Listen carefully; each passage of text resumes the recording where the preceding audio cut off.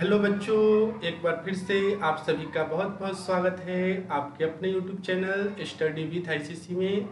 आज मैं आप सभी के लिए लेकर आया हूँ साइंस के दो महत्वपूर्ण चैप्टर विद्युत धारा एवं विद्युत धारा के चुंबकीय प्रभाव से जुड़े हुए टॉप 50 एमसीक्यू। ये सभी एमसीक्यू आपके एग्जाम के लिए बहुत अधिक महत्वपूर्ण हो सकते हैं।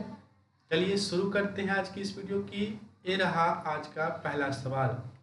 इसमें आप सभी से पूछा जा रहा है कि प्रतिरोध का एसआई मात्रक क्या है। बहुत ही आसान क्वेश्चन है। प्रतिरोध का एसआई मात्रक आप लोगों को बताना है, तो सही जवाब हो जाएगा ऑप्शन नंबर बी, ओम। प्रतिरोध का एसआई मात्रक क्या होता है, तो ओम होता है। इस सवाल का राइट आंसर क्या हो गया, ऑप्शन नंबर बी। अब अगर आपसे पूछे कि एम्पियर किसका एसआई मात्रक है, तो आप क्या बताइएगा। एम्पियर जो है वह किसका एसआई मात्रक है, विद्युत धारा का। तो आप लोग को याद रखना है कि एम्पियर विद्युत धारा का एसआई मात्रक है। अगर पूछ ले कि अर्ग किसका एसआई मात्रक है, तो अर्ग एसआई मात्रक नहीं है, अर्ग सीजीएस मात्रक है। अर्ग क्या है, सीजीएस मात्रक। किसका सीजीएस मात्रक, याद रखना है यह कार्य का सीजीएस मात्रक है। ठीक है। वोल्ट, वोल्ट भी आप लोग को याद रखना है, यह विभव का एसआई मात्रक है। किसका एसआई मात्रक है, विभव का। विभव के अलावा विभवांतर का भी एसआई मात्रक क्या होता है, वोल्ट ही होता है। तो ये आपको ध्यान में रखना है। अब बढ़ते हैं क्वेश्चन नंबर 2 की तरफ। क्वेश्चन नंबर 2 में आप लोगों से पूछा जा रहा है कि मानव शरीर का प्रतिरोध होता है। मानव शरीर का प्रतिरोध कितना होता है ये पूछ रहा है। इसका राइट आंसर हो जाएगा ऑप्शन नंबर सी, 30,000 ओम।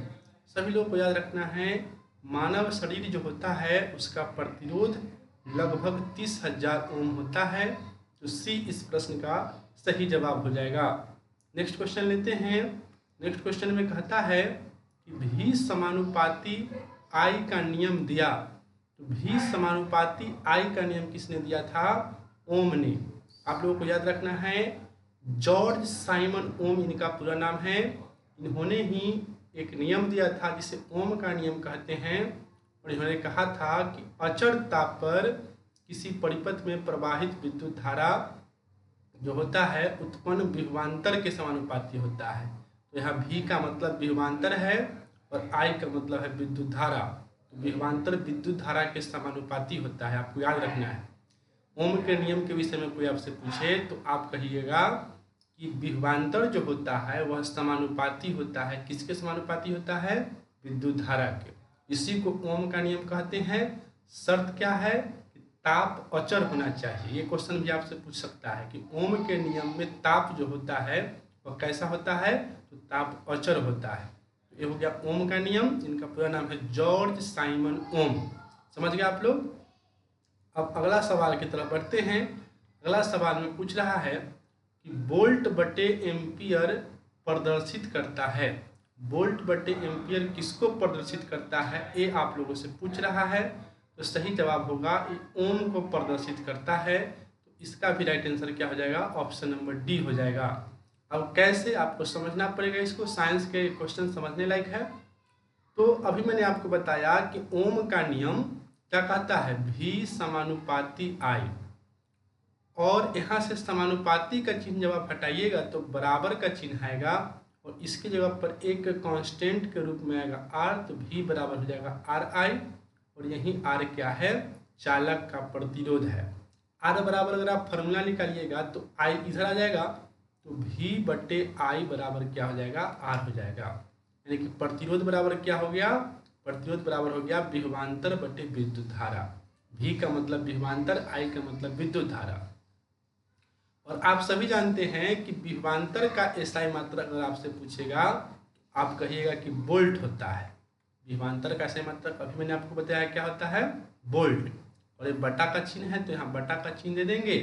और आई से हम लोग किसको सूचित करते हैं, विद्युत धारा को। याद रखना है प्यारे बच्चों, आई से किसको सूचित किया जाता है, विद्युत धारा को। और अगर आपसे कोई पूछ ले कि विद्युत धारा का एसआई मात्रक क्या होता है, आप तुरंत कह देना एम्पियर होता है। क्या होता है, एम्पियर। तो वोल्ट प्रति एम्पियर हो गया।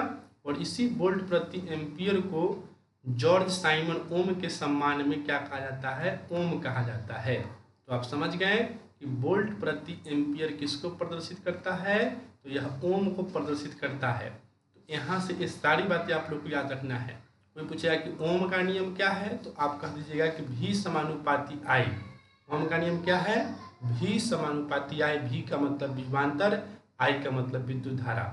फिर समानुपाती का चिन्ह जब हटेगा तो क्या होगा, तो बराबर आएगा, और अपने साथ में क्या लाएगा, कांस्टेंट लाएगा। और ओम के नियम में कांस्टेंट क्या आता है, आर आता है। आर का मतलब होता है प्रतिरोध। और यहाँ से आर बराबर निकालिएगा तो भी बटे आई, ये फॉर्मूला हो गया। ये आप लोगों को याद होना चाहिए। आर बराबर क्या होता है, भी बटे आई। आपसे पूछेगा कि आर बराबर क्या होता है, प्रतिरोध बराबर क्या होता है, तो आप कहिएगा भी बटे आई विभवांतर बटे विद्युत धारा। और इससे मात्रक निकाल लेंगे। विभवांतर का मात्रक वोल्ट और विद्युत धारा का मात्रक एम्पियर और प्रतिरोध का मात्रक यानी आर का मात्रक ओम। तो इस तरह से ओम बराबर हो गया वोल्ट बटे एम्पियर। तो हमें उम्मीद है कि आप लोग इस बात को समझ गए होंगे। अब बढ़ते हैं अगले सवाल की तरफ। अगले सवाल में बताना है आप लोगों को कि ओम का नियम सत्य है। ओम का नियम किसके लिए सत्य है, ये बात पूछा जा रहा है। तो याद रखना है, ओम का नियम जो होता है केवल धात्विक चालकों के लिए ही सत्य है। ओम का नियम केवल धात्विक चालकों के लिए लागू होता है। तो इस प्रश्न का सही जवाब हो जाएगा ऑप्शन नंबर ए। अगला सवाल लेते हैं।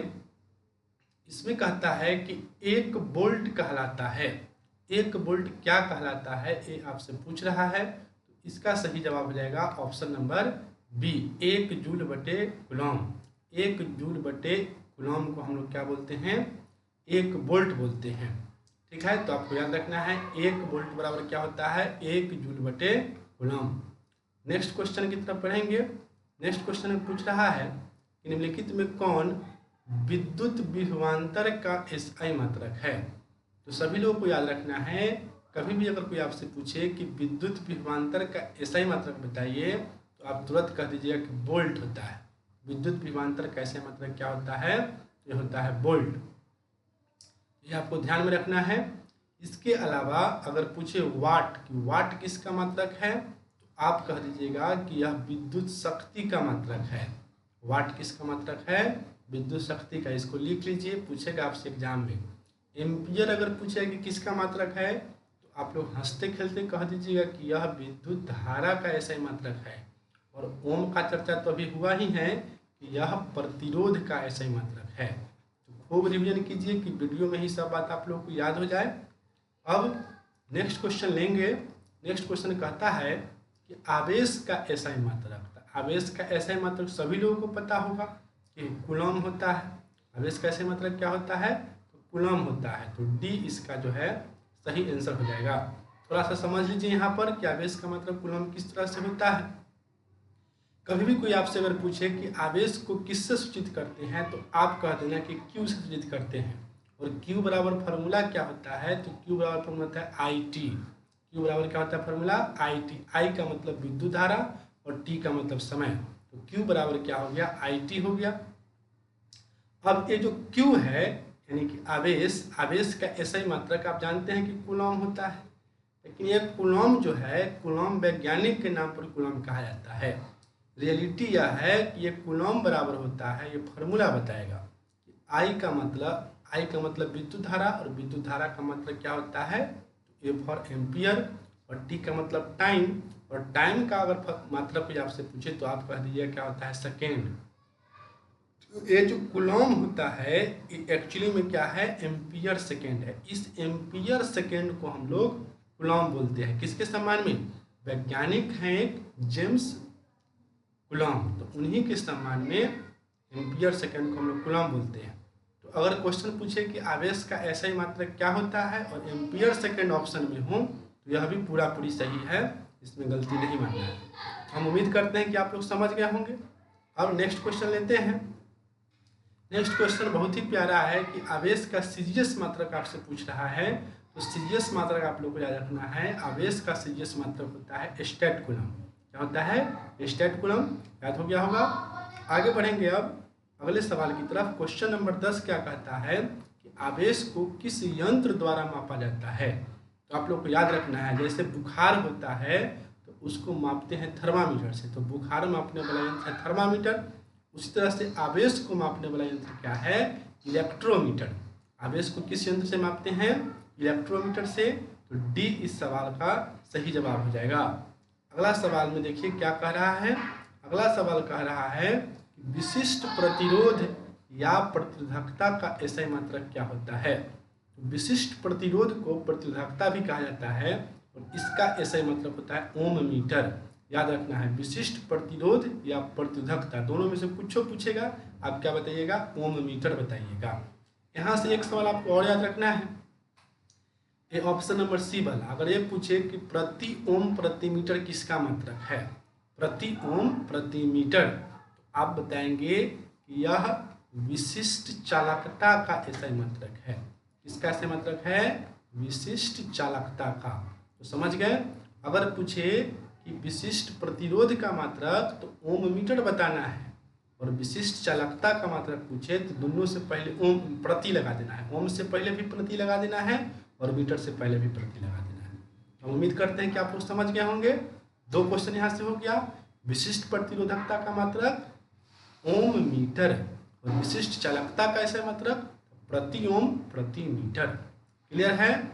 नेक्स्ट क्वेश्चन की तरफ बढ़ेंगे। अब नेक्स्ट क्वेश्चन में कहता है कि विशिष्ट चालकता का ऐसा मात्रक क्या है? तो अभी तो मैंने जस्ट कहा है कि प्रति ओम प्रति मीटर विशिष्ट चालकता का ही ऐसा मात्रक होता है। इस सवाल का सही जवाब क्या होगा मेरे दुलारे बच्चों? ऑप्शन नंबर सी हो जाएगा। अगला सवाल बहुत ही प्यारा है। कौन विद्युत का सर्वोत्तम सुचालक है? बताइए, कौन विद्युत का सबसे अच्छा सुचालक है? तो सही जवाब हो जाएगा एजी। एजी मतलब चांदी। चांदी यानी कि सिल्वर जो है यह विद्युत धारा का सबसे अच्छा चालक माना जाता है। इसका आंसर हो जाएगा ऑप्शन नंबर बी। यहाँ से आप लोग के लिए कमेंट वर्क है।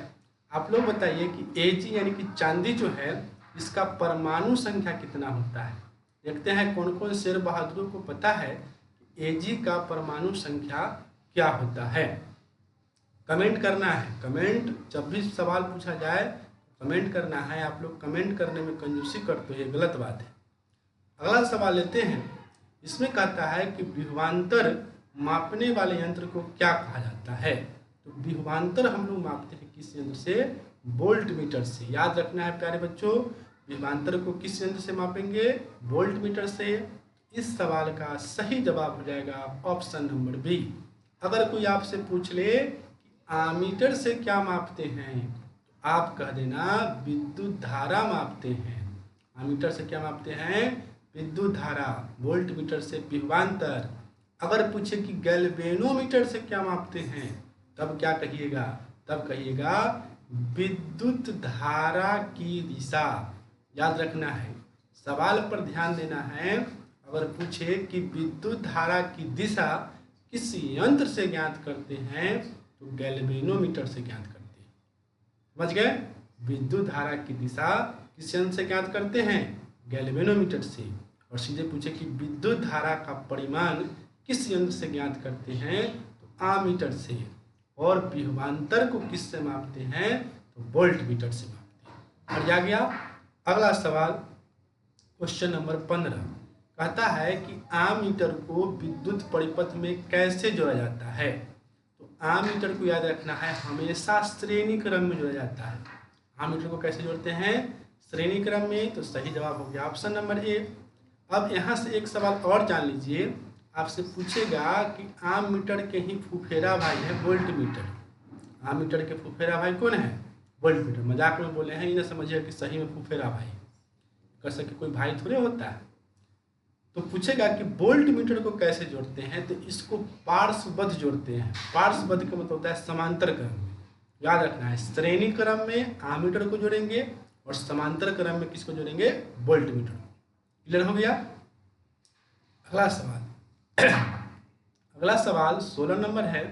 इसमें पूछ रहा है कि जब किसी चालक तार से विद्युत धारा प्रवाहित होती है तो गतिशील कण होते हैं। मतलब किसी तार से जब विद्युत धारा प्रवाहित होती है तो कौन सा कण है कि उस तार में जाता है? ऑप्शन है आपके पास कि परमाणु, आयन, प्रोटॉन या इलेक्ट्रॉन। तो याद रखना है इलेक्ट्रॉन के कारण ही विद्युत धारा प्रवाहित होती है। ठीक है, तो किसका प्रभाव होता है? इलेक्ट्रॉन का। डी इस सवाल का राइट आंसर हो जाएगा। सभी लोगों को याद रखना है। अगला क्वेश्चन, यह भी बहुत महत्वपूर्ण है, वहां भी आई है आप लोगों के लिए। विद्युत बल्ब का तंतु बना होता है। तंतु हिंदी में बोलते हैं, इंग्लिश में इसी को लिख देगा फिलामेंट, है ना। ये सब जानना जरूरी है। तो हम माथा का पार पिटिया के बाप रे बाप, हम तंतु पढ़े थे तो फिलामेंट वाला क्वेश्चन आ गया है। मास्टर क्या कहना चाहिए कि सर जी आप तंतु पढ़ाए थे, आप परीक्षा में फिलामेंट पूछा है ना, आपका न टकराया क्वेश्चन। इंग्लिश होता है, तंतु का इंग्लिश क्या होता है? फिलामेंट।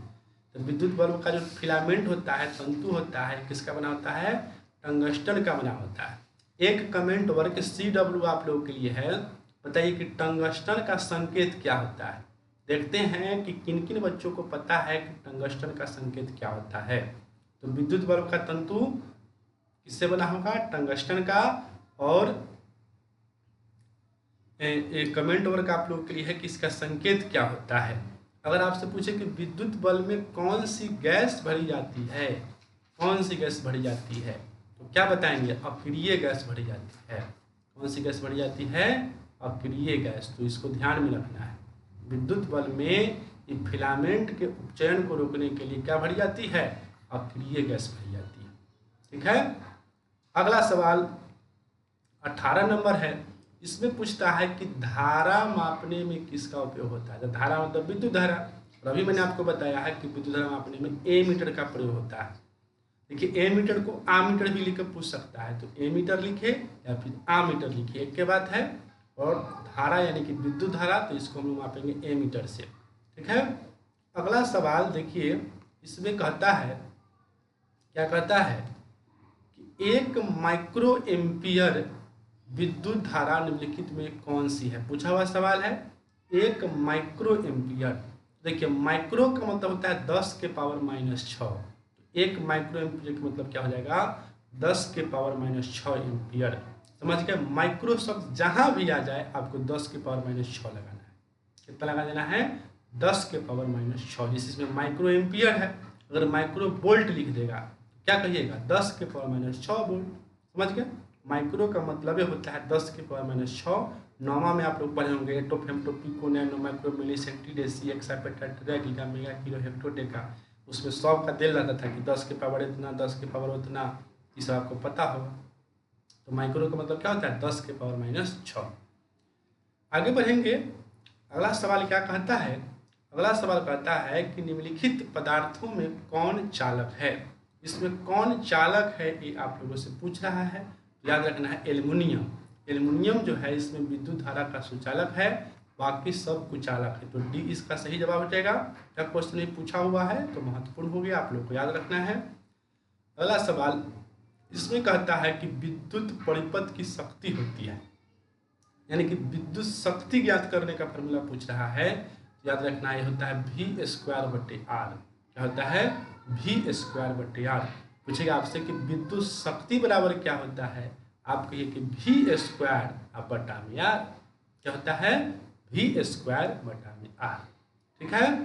अगला सवाल, अगला सवाल में है कि किलोवाट घंटा मात्रक है। किलोवाट घंटा किसका मात्रक है ये आप लोगों से पूछ रहा है। तो आप कहिएगा कि किलोवाट घंटा जो है ना, विद्युत ऊर्जा का मात्रक है। किसका मात्रक है? विद्युत ऊर्जा का। एहे में से घंटा को अगर डिलीट कर दीजिएगा, सीधे पूछेगा कि किलोवाट किसका मात्रक है। किलोवाट किसका मात्रक है? तो कहिएगा कि विद्युत शक्ति का मात्रक है। ठीक है। समय लगा हुआ हो, जिसमें घंटा लगा हुआ है तो घंटा समय का मात्रक है, तो समय का मात्रक लगल रहेगा वाट के साथ, तो क्या हो जाएगा? विद्युत ऊर्जा का मात्रक। समय हटा दीजिए तो क्या हो जाएगा? विद्युत शक्ति। समझ गए? वाट के साथ अगर समय लगा हुआ हो, घंटा मिनट सेकेंड, तो किसका मात्रक हो जाएगा? विद्युत ऊर्जा का। सीधे वाट को किलो मेगा इससे मतलब नहीं, मेगावाट भी दे सकता है, किलोवाट भी दे सकता है। ये सब किसका मात्रक हो जाएगा? शक्ति का। क्यों? क्योंकि इसमें समय नहीं है। अब नेक्स्ट क्वेश्चन लेते हैं। क्वेश्चन नंबर 23 क्या कहता है कि भारत में उत्पादित प्रत्यावर्ती विद्युत धारा की आवृत्ति है। तो भारत में जो प्रत्यावर्ती धारा उत्पादित की जाती है उसकी आवृत्ति 50 हर्ट्ज है। बड़ा महत्वपूर्ण क्वेश्चन है, आप लोग को याद रखना है। भारत में उत्पादित प्रत्यावर्ती विद्युत धारा की आवृत्ति पूछेगा, आप कहिएगा 50 हर्ज। नेक्स्ट क्वेश्चन लेंगे। नेक्स्ट क्वेश्चन कहता है कि विद्युत वाहक बल किस यंत्र से मापा जाता है।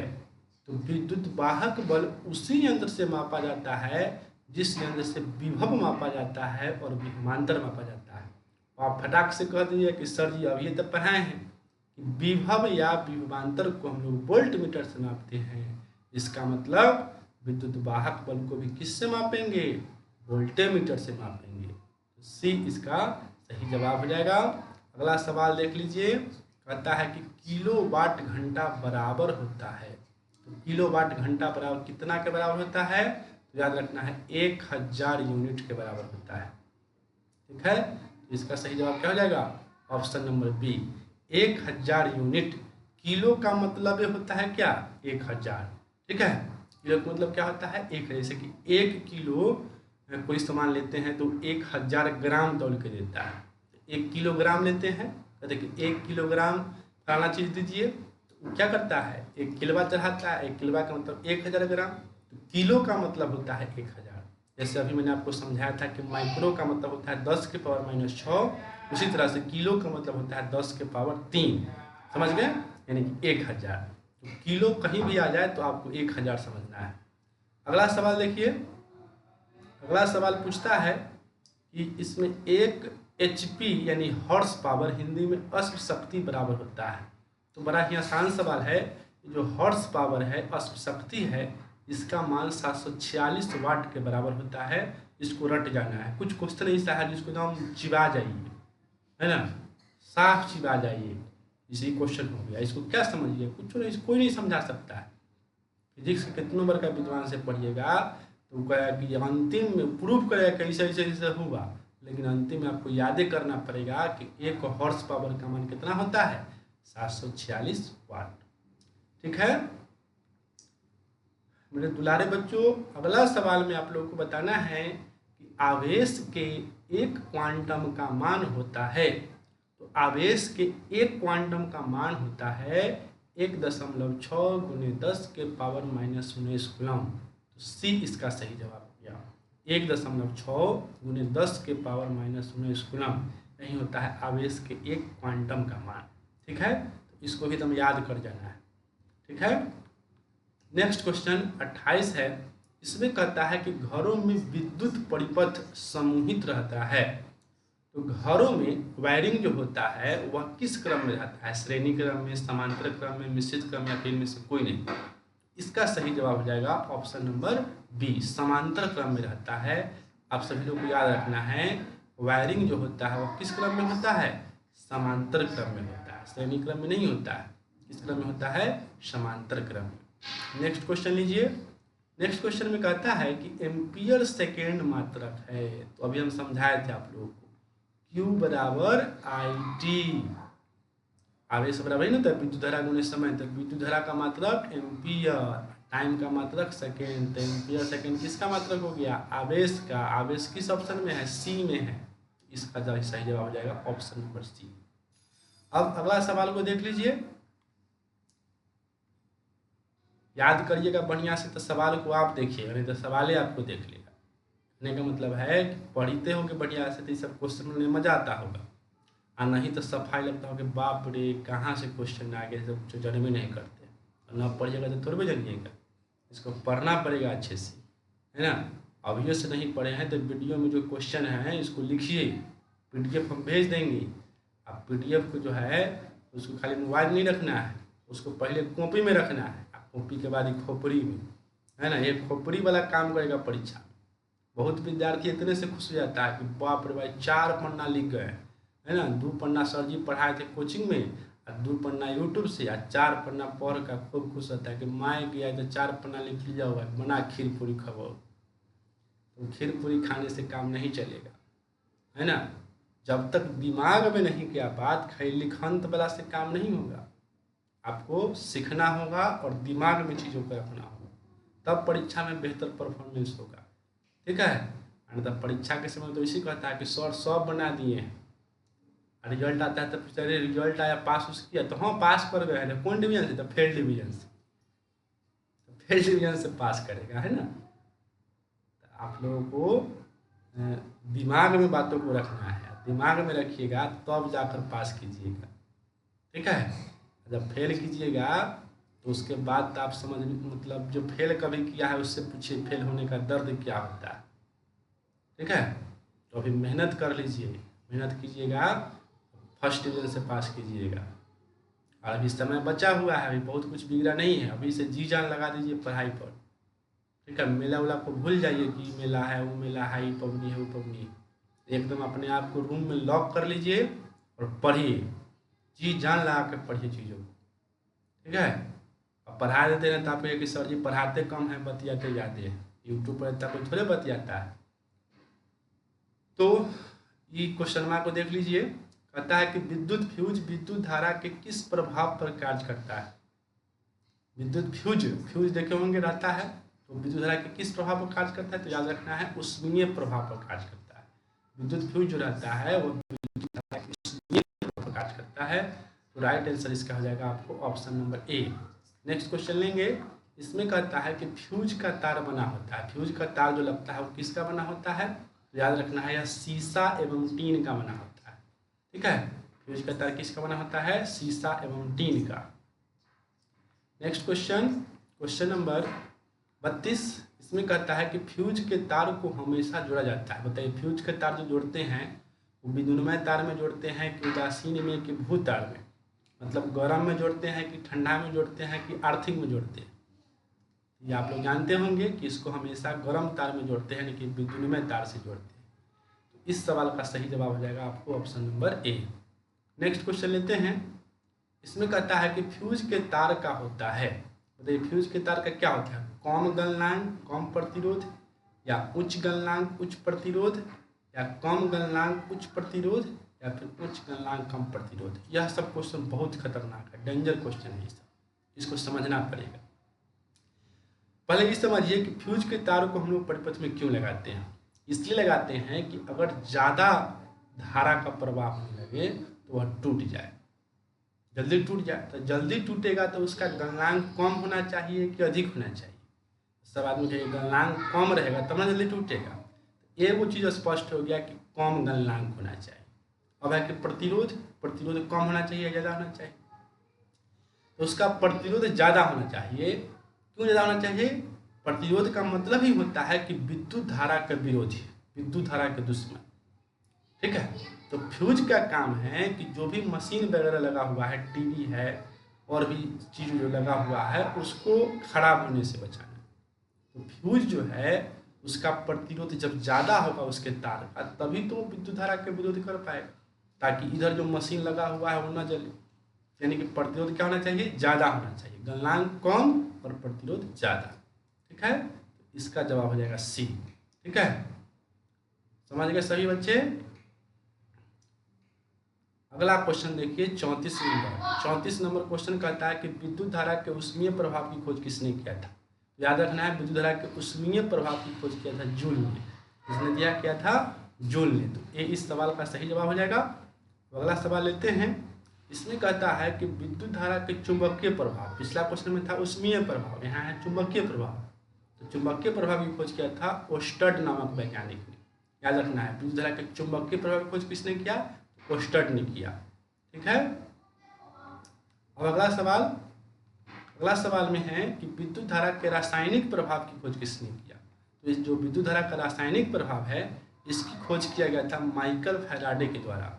इसके द्वारा माइकल फैराडे। तो 3 सवाल हो गया इस तरह का।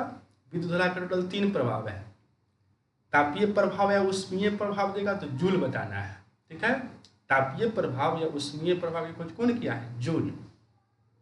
चुंबकीय प्रभाव ओस्टर्ड, ठीक है। चुंबकीय प्रभाव कौन, ओस्टर्ड। और एक और प्रभाव है कौन, रासायनिक प्रभाव। इसकी खोज कौन किया है, माइकल फैराडे। कौन, माइकल फैराडे। अगला सवाल लेते हैं। अगला सवाल में पूछ रहा है कि लघु पथन यानी कि शॉर्ट सर्किट आप लोग सुने होंगे। लघु पथन इसी को हिंदी में बोलते हैं, शॉर्ट सर्किट इंग्लिश वर्ड को। तो लघु पतन के समय परिपथ में विद्युत धारा का मान क्या होता है। जब शॉर्ट सर्किट होता है तो आप जानते होंगे कि शॉर्ट सर्किट के समय विद्युत धारा का मान बहुत अधिक हो जाता है ना। इससे कभी कभी आग भी लग जाता है तो बहुत अधिक बढ़ जाता है। याद रखना है, शॉर्ट सर्किट होगा तो क्या होगा, विद्युत धारा का मान बहुत अधिक बढ़ जाएगा। ठीक है, तो सी इसका सही जवाब हो जाएगा। 38 नंबर क्वेश्चन में है कि घरेलू विद्युत परिपथ में उदासीन तार का रंग होता है। तो घरेलू विद्युत परिपथ जो होता है उसमें उदासीन तार यानी कि जो ठंडा तार है ना, ठंडा गर्म हम सब देहाती में बोलते हैं, तो देहाती में और फिजिक्स में भी ठंडा गर्म होता है, तो उदासीन तार को हम लोग बोलते हैं ठंडा तार। तो जो ठंडा तार होता है वो काला रंग का होना चाहिए। किस रंग का होना चाहिए, काला रंग का, समझ गए। वैसे तो यहाँ गांव समाज के मिस्त्री कैसा को तार जोड़ देता है, लेकिन नियम कहता है कि उदासीन तार का रंग कैसा होना चाहिए, काला होना चाहिए। ठीक है, अगला सवाल कहता है कि घरेलू परिपथ में जीवित तार अथवा गर्म तार का रंग कैसा होना चाहिए। अब जीवित तार वाला आ गया, तो जीवित तार खतरा की निशानी है, और खतरा की निशानी कौन होता है, लाल होता है, तो ये लाल होता है। जीवित तार कैसा होता है, लाल, समझ गए। अब एक और क्वेश्चन देखिए, इसमें कहता है कि घरेलू परिपथ में भू तार जिसको अर्थिंग कहते हैं, तो भू तार का रंग कैसा होता है, तो ये हरा होता है। ठीक है, ये तीनों तार आपको पता होना चाहिए। गरम तार कहेगा तो लाल, गरम खतरा की निशानी है तो लाल। उदासीन तार कोई काम मतलब ठंडा तार है तो उसके लिए काला। और भू तार जो पृथ्वी में जोड़ता है, तो पृथ्वी को हम लोग पता नहीं कि हरा भरा होना चाहिए, तो उससे आपको याद रखना है कि पृथ्वी में जो भू तार होगा उस कैसा होगा, हरा कलर का होगा। ठीक है, अगला सवाल देखिए, इसमें कहता है कि विद्युत मोटर बदलता है। विद्युत मोटर सब लोग देखते होंगे, मोटर जो पानी फेंकता है, चापाकल में लगाए हुए रहते हैं, बिजली से चलती है। तो जो विद्युत मोटर है वो किसको किस में बदलती है, तो याद रखना है यह विद्युत ऊर्जा को यांत्रिक ऊर्जा में बदलती है। विद्युत मोटर में पहले क्या होता है कि वो पहले करंट लेती है और तब पानी देती है। तो करंट ली मतलब विद्युत ऊर्जा, और पानी दी मतलब यांत्रिक ऊर्जा। तो समझ गए, विद्युत मोटर क्या करेगा, विद्युत ऊर्जा को यांत्रिक ऊर्जा में बदलेगा। ये थोड़ा सा दिमाग लगाने वाला बात है। मोटर है तो पहले करंट उसको चाहिए, बिना करंट के वो कुछ करेगा नहीं करेगा। तो करंट लिया, विद्युत धारा लिया, तो वो क्या हो गया, विद्युत ऊर्जा। और पानी फेंका तो ये कैसा ऊर्जा हुआ, ये हुआ यांत्रिक ऊर्जा। ठीक है, पीछे थोड़ा बहुत शोर हो रहा है, उसको इग्नोर करना है ना। आप लोगों को सिर्फ क्वेश्चन को देखना है, हमारी बातों पर ज़्यादा ध्यान देना है। एक क्वेश्चन है कि विद्युत चुंबकीय प्रेरण की खोज किसने किया था। तो विद्युत चुंबकीय प्रेरण की खोज किया था माइकल फैराडे ने। याद रखना है, विद्युत चुंबकीय प्रेरण की खोज किसने किया है, माइकल फैराडे ने। सब्जेक्टिव क्वेश्चन में आप लोग पढ़े होंगे कि विद्युत चुंबकीय प्रेरण क्या होता है, तो इसका खोज किया गया है माइकल फैराडे के द्वारा। अब 8 सवाल और हैं, इसमें देख लीजिए। इसमें कहता है कि विद्युत धारा उत्पन्न करने की युक्ति को कहते हैं। उत्पन्न में थोड़ा लिखने में मिस्टेक हुआ है, उत्पन्न ऐसे लिखा जाएगा। तो विद्युत धारा उत्पन्न करने की युक्ति मतलब विद्युत धारा जो हम लोग घर पे बना लेते हैं वह किस मशीन से बनाते हैं। मशीन का नाम आप लोग सुने हैं, उसका नाम है जनित्र। कमेंट करके बताइए आप लोग जनित्र सुने हैं कि नहीं। पहले वीडियो रोक दीजिए और बताइए जनित्र सुने हैं कि नहीं सुने। अगर आप नहीं सुने हैं तो आप दूसरा ग्रह के आदमी हैं। सभी लोग जनित्र सुने होंगे, लेकिन हिंदी में नहीं, इंग्लिश में। जनरेटर है ना, जिसको जनरेटर हम लोग कह देते हैं। जनरेटर नहीं होता, वो जनरेटर होता है। जनरेटर मतलब उत्पन्न करने वाला। क्या उत्पन्न करने वाला, विद्युत धारा। उसी को हिंदी में हम लोग जनित्र बोलते हैं। ठीक है, तो विद्युत धारा हम लोग किस मशीन से उत्पन्न करते हैं, जनित्र से, जनरेटर से। नेक्स्ट क्वेश्चन लेंगे। नेक्स्ट क्वेश्चन में कहता है कि विद्युत जनित्र का सिद्धांत आधारित है। जो विद्युत जनित्र है, जनरेटर है, यह किस सिद्धांत पर कार्य करता है। याद रखना है, विद्युत चुंबकीय प्रेरण पर। विद्युत चुंबकीय प्रेरण जिसकी खोज किया था माइकल फैराडे ने, विद्युत जनित्र उसी सिद्धांत पर कार्य करता है। नेक्स्ट क्वेश्चन लेते हैं। इसमें कहता है कि हमारे मकानों में जो विद्युत आपूर्ति की जाती है वह होती है। तो हमारे मकान में जो विद्युत आपूर्ति की जाती है वह 220 वोल्ट पर प्रत्यावर्ती धारा होती है ना। हम लोग के यहाँ जो विद्युत धारा आती है वो प्रत्यावर्ती धारा होती है। आपको पता होगा प्रत्यावर्ती धारा मतलब AC, अल्टरनेटिव करेंट। और दिस धारा मतलब DC, जैसे बैटरी वगैरह का जो धारा होता है वो DC होता है। तो हम लोग के यहाँ जो धारा आता है बिजली वाला, वो क्या होगा, प्रत्यावर्ती धारा होगा। तो पढ़ते बढ़ जाए तो क्लियर है, लेकिन कितना वोल्ट का होता है? 220 वोल्ट का होता है। आगे लेते हैं 46 नंबर सवाल को। इसमें कहता है कि स्विच लगाए जाते हैं। पूछ रहा है कि स्विच जो लगाए जाते हैं वो किस में लगाए जाते हैं? ठंडे तार में, गर्म तार में, भू तार में, या कभी ठंडे तार में कभी भू तार में। याद रखना है स्विच जो है वह हमेशा गर्म तार में लगाए जाते हैं। ठीक है, तो बी इस प्रश्न का राइट आंसर हो जाएगा। अगला सवाल देखिए, इसमें पूछता है कि इनमें कौन अदिश राशि है? अदिश यानी स्केलर क्वांटिटी। आवेश अदिश राशि है, विभव भी है और विभवांतर भी है, तो इनमें सभी इसका राइट आंसर हो जाएगा। तो सही जवाब हो गया डी।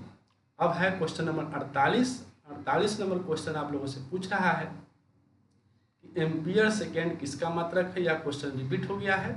हमने आपको बताया है कि यह आवेश का मात्रक है। अब क्वेश्चन नंबर 49 की तरफ बढ़ेंगे। क्वेश्चन नंबर 49 क्या कहता है? एक कैलोरी बराबर कितना होता है? एक कैलोरी का मान पूछ रहा है। एक कैलोरी का मान जो होता है वह 4.2 जूल होता है। कितना होता है? 4.2 जूल। रियल में इतना नहीं है, लगभग में है। ओरिजिनल है कि 4.186 जूल होता है। ठीक है, और एग्जैक्ट मान कभी पूछ ले तो ये भी आपको याद रखना है। 1 जूल का मान होता है 4.186 जूल, उसी को लगभग में हम लोग बोल देते हैं 4.2 जूल। ठीक, और ये रहा आप लोगों के लिए आज का आखिरी सवाल। वीडियो कैसा लगा कमेंट में बताना। अगला वीडियो चाहिए या नहीं चाहिए ये भी बताना। यांत्रिक ऊर्जा को विद्युत ऊर्जा में बदलने वाला उपकरण कौन है? तो यांत्रिक ऊर्जा को विद्युत ऊर्जा में कौन बदलता है? जनित्र या फिर डायनमो। ठीक है, जनित्र या डायनमो क्या करता है? यांत्रिक ऊर्जा को विद्युत ऊर्जा में बदलता है। विद्युत मोटर अभी पढ़ाया था पहले, तो विद्युत मोटर विद्युत ऊर्जा को यांत्रिक ऊर्जा में बदल रहा था। यांत्रिक ऊर्जा को विद्युत ऊर्जा में कौन बदलता है?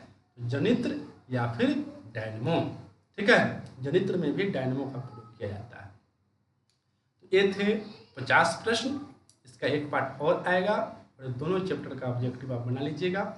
उम्मीद है कि आप लोगों को पढ़ने में मज़ा आया होगा, है ना? तो मज़ा लीजिए तो मज़ा आएगा। इस वीडियो में इतना ही, मिलते हैं नेक्स्ट वीडियो के साथ। जय हिंद, जय भारत, जय बिहार।